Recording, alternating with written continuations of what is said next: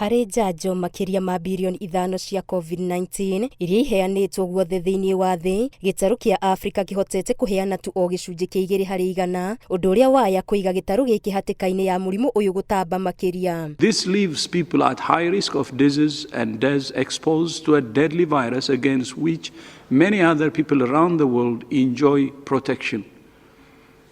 This does not only hurt the people of Africa, it hurts all of us.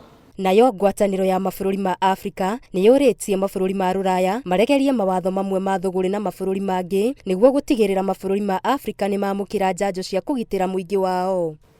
But an export ban lifted in the United States, in Japan, in China, in Korea, South Korea, India,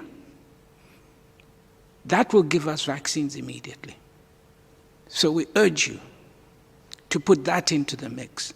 Gũkinyĩria rĩu makĩria ma andũ milioni 3 nĩ mahetwo njanjo ya COVID-19 gũkũ bũrũri-inĩ, mũrimũ ũyũ ũgĩtamba na gĩcunjĩ kĩa 7 harĩ 100. Bũrũri wandĩkithĩtie arwaru erũ 446 kuma ithimi-inĩ 6,600 rungu rwa mathaa 24. Arwaru 459 nĩ matoretie marũrũ ma mũrimũ ũyũ na makahona, 331 a arwaru aya makĩhonera mĩciĩ, gũkũ nakuo arwaru 128 makĩhonera mathibitarĩ-inĩ matiganĩte, na andũ 21 nĩo makuĩte, ikuũ ici ciothe ikĩandĩkithio icereirwo.